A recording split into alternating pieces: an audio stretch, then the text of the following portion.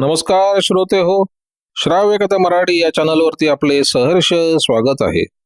श्रोते हो, श्राव्य कथा मराठी या चॅनलवरती मी सध्या आपल्याला सुप्रसिद्ध रहस्य कथाकार श्री बाबूराव अर्नाळकर यांनी लिहिलेली एक थरारक धनंजय कथा सादर करत आहे. कथेचं नाव आहे सैतानाचे साम्राज्य. या कथेचा पुढील भाग दुसरा.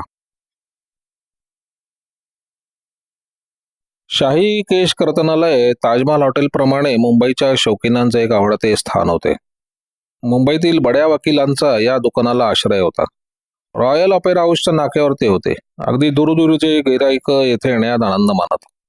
केश कर्तन ही अगदी सामान्य वाटणारी कला आहे, पण शाही केश कर्तनालयाच्या चालकांनी परदेशातील शहरांमध्ये अशा प्रकारच्या दुकानांची माहिती मिळवून अत्यंत अद्ययावत यंत्रसाहित्य मागवलं होतं. आणि या कलेमुळे अधिकाधिक आनंद व सुख प्राप्ती किती प्रमाणात मिळवता येते हे मुंबईकरांना दाखवलं होतं. त्यामुळे नाविन्याचे उपासक या दुकानाकडे आत्मीयतेने पाहू लागल्यास नवल नव्हतं.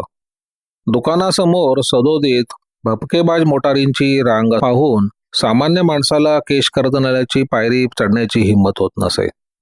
नंदकुमार प्रथम त्या दुकानात भीत शिरला होता, पण कार्तिकनं त्याला इतके आदराने वागवलं होतं की त्यालाही इतर बड्या मंडळींबरोबर आपला मान राखला जातो हे पाहून आनंद झाला व तो अधूनमधून त्या दुकानात जाऊ लागला होता. कार्तिकची व त्याची मोठी गट्टी जमली होती.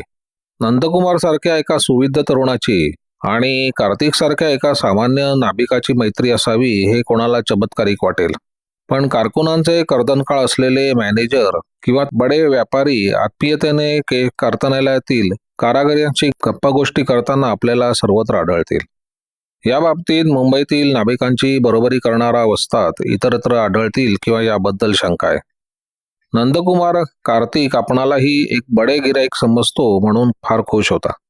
कार्तिकनं आपल्या दुकानात 4 चांगली सधन गिराईक पाठवा असा आग्रह करताच नंदकुमारनं फणींद्रनाथांना शाही कर्तनालयाची माहिती पुरवली. नागनाथ बरोबर झालेल्या जटापटीत तिसऱ्या दिवशी सकाळी 9:30 वाजण्याच्या सुमारास फणींद्रनाथांची स्वारी डुलत मोठ्या ऐटीनं केश कर्तनालयात शिरली.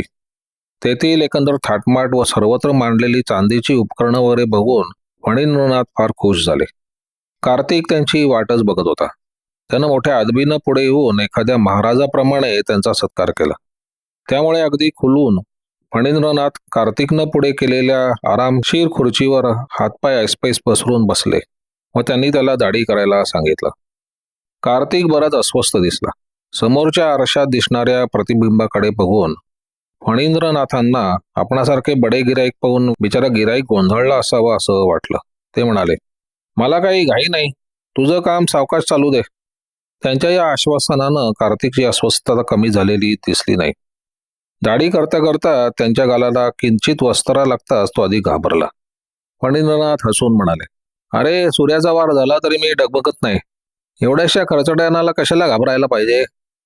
कार्तिकनं वस्त्रा लागला होता त्या ठिकाणी काही सुगंधी द्रव्य चोळले. दाढी झाल्यानंतर त्यानं गरम टॉवेल त्यांच्या मस्तकाला गुंडाळला. या अभिनव प्रकाराची गंमत वाटून फणींद्रनाथ म्हणाले, टॉवेलातून निघणाऱ्या गरम वाफांमुळे मला खरोखरच बरं वाटले. हा थंड झाला की दुसरा टॉवेल चढव. कार्तिकनं त्यांच्या सर्वांगावर पांढरे स्वच्छ आच्छादन चढवले होते.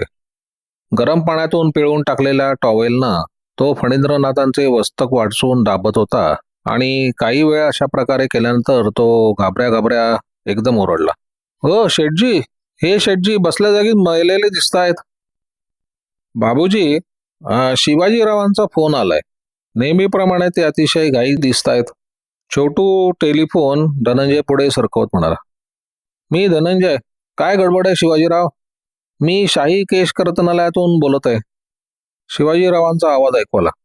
फणींद्रनाथ चौधरी नावाचा एक गिराईक दाढी करताना हृदयक्रिया बंद पडल्याने ठार झालाय. फणींद्र मेल्याबद्दल मला काही वाईट वाटत नाही, कारण तो एक मुंबईत आलेला नवीन बदमाशच होता. मग मी काय त्याच्यासाठी रडू की काय? धनंजयाने विचारलं. नाही, फणींद्र मेला म्हणून मी तुम्हाला फोन नाही केला, पण त्याच्या खिशातील सर्व वस्तू नाहीशा झाल्यात. त्याच्या खिशात कागदाचा एक कपटा मिळाला नाही. ही एक गोष्ट चमत्कारिकच म्हणायची. तुम्ही तिथं थांबा, मी 5 मिनिटात येतो. शाही केश कर्तनालयातील एका आतल्या खोलीत फणींद्राचे प्रेत ठेवले होते. धनंजय तिथे पोहोचले तेव्हा डॉक्टर आपली तपासणी संपवत होते. काय डॉक्टर, काय वाटतं या प्रकाराबद्दल?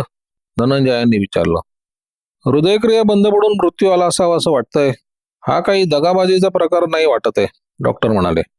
धनंजयांनी फणींद्राच्या शवावरून नजर फिरवली आणि ते म्हणाले, असं दिसतंय खरं, पण याची दाढी करणारा कारागीर काय म्हणतो? या प्रकारानं तो घाबरलाय, त्याला काही शब्दच सांगता आला नाही. मला वाटतं आता तो थोडा शांत झाला असेल. मला त्याला बघायचंय, धनंजय म्हणाले. तो काय सांगू शकेल? त्याला आत आणा तर खरं, धनंजय म्हणाले.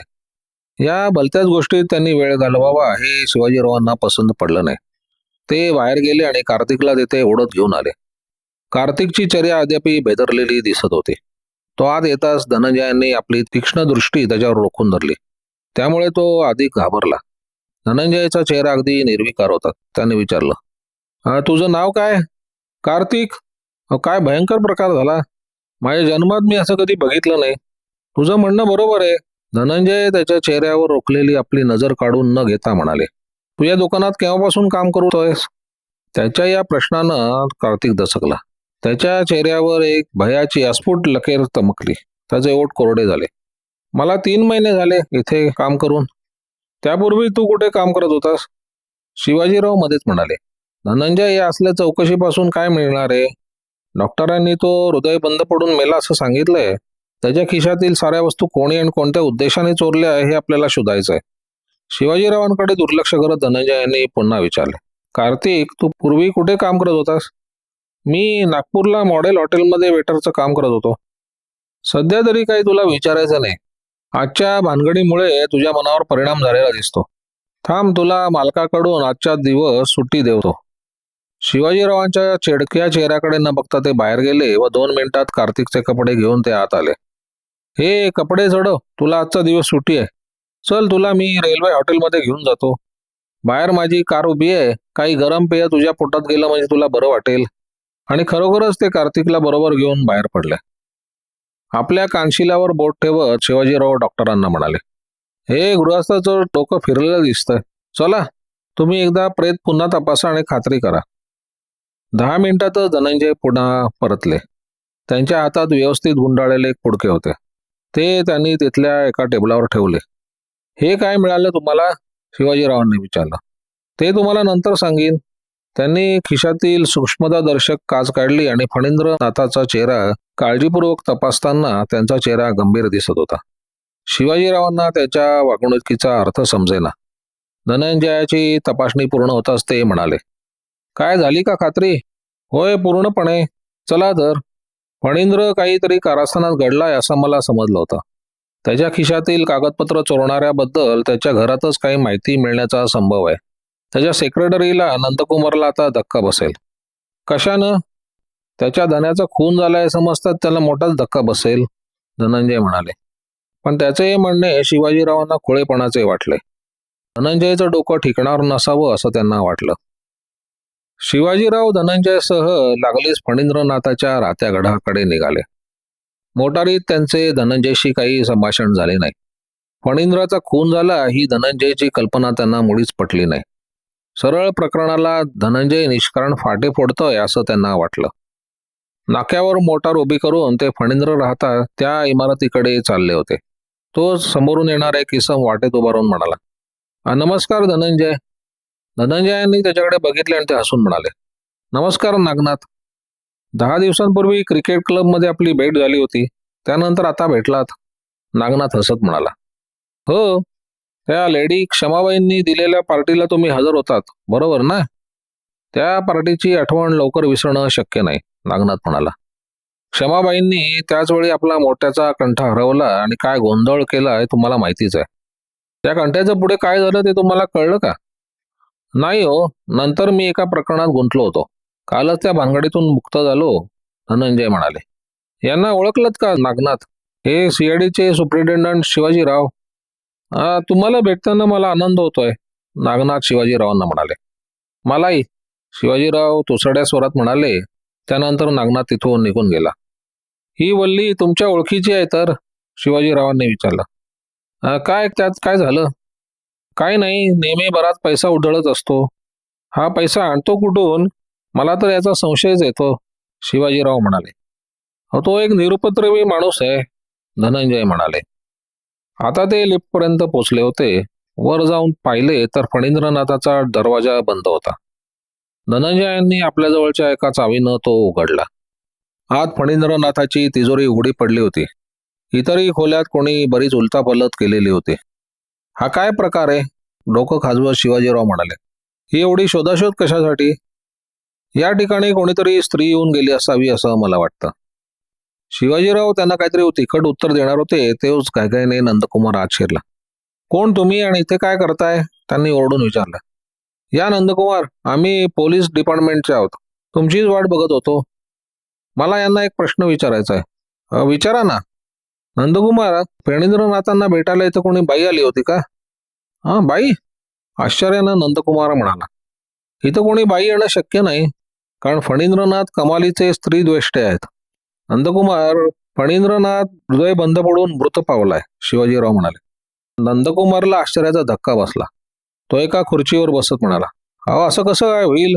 सकाळी तर ते अगदी खडखडीत चांगले होते की, आणि त्याच्या मृत्यूमुळे जगाचं काही नुकसान झालेलं नाही. हेच मी तुला सांगतो. तो एक नंबरचा बदमाश होता. मला त्यांच्यात कसले अवगुण दिसले नाहीत. मला तर ते फार चांगल्या प्रकारे वागवीत. पगारही चांगला देत. मी त्यांच्या कित्येक चांगल्या मंडळींशी ओळखी करून दिल्या होत्या. पण तुम्ही म्हणता त्याप्रमाणे कोणीही त्यांच्याबद्दल वाईट मत करून घेतलं नव्हतं." "वाह! फणींद्रनाथाची ओळख करून देऊन तू तुझ्या ओळखीच्या मंडळींवर उपकारच केले म्हणायचे," उपहासाने शिवाजीराव म्हणाले. लागलीच ते आवाज बदलून उघड्या तिजोरीकडे बोट दाखवत म्हणाले, "याबद्दल तुला काही माहिती आहे का?" आश्चर्याने तिजोरीकडे बघत नंदकुमार म्हणाला, "मला काय ठाऊक नाही. सकाळी तर सर्व जागीच होतं." "सकाळी किती वाजता?" "10च्या सुमारास मी इथून गेलो होतो. त्यापूर्वी 9 वाजता फणींद्रनाथ बाहेर पडले होते. म्हणजे 9 आणि 12च्या दरम्यान इथे चोरटे शिरले असावेत." "तुम्हा दोघांखेरीज आणखीन कोणाजवळ या घराची चावी होती काय?" "नाही." तिजोरीत काय होतं तुला माहिती आहे का?" "त्यात 2 लाख रुपये किमतीचे हिरे होते." "इतक्या किमतीचे हिरे घरातल्या तिजोरीत ठेवणे मूर्खपणाच म्हणायचा. त्याखेरीज काय होतं?" "मला माहीत नाही. पण तुम्हाला मी तिजोरी उघडली असं वाटतं की काय?" "मला ती उघडता येणं शक्य नव्हतं." "का, कधी उघडण्याचा प्रयत्न केला होतास की काय?" शिवाजीरावांनी विचारलं. धनंजय म्हणत म्हणाले, "नंदकुमार, शिवाजीराव तुमची चेष्टा करत आहे. पण हिऱ्याखेरीज या तिजोरीत आणखीन काय होतं ते तुम्ही सांगू शकाल का?" नाही हो, मला काहीच माहिती नाही." "इथं कोण शिरलं असावं याबद्दल तुम्हाला काही कल्पना आहे का?" "नाही, त्याबद्दलही मला काही कल्पना नाही." "तुला माहीत नाही अशा गोष्टींनी महाभारताचा ग्रंथ भरेल," उपरोधाने शिवाजीराव म्हणाले. "आता 12 वाजून गेलेत. तू 10 आणि 12च्या दरम्यान काय करत होतास?" उत्तर देताना नंदकुमार घोटाळला. त्याने लागलीच उत्तर दिलं नाही. त्याच्या चेहऱ्यावर किंचित रागाची आणि खेदाची छटा चमकलेली धनंजयला दिसली. तो म्हणाला, "मी कुलाब्याला गेलो होतो, चालतच. त्यामुळे येता येता मला सहज 2 तास लागले."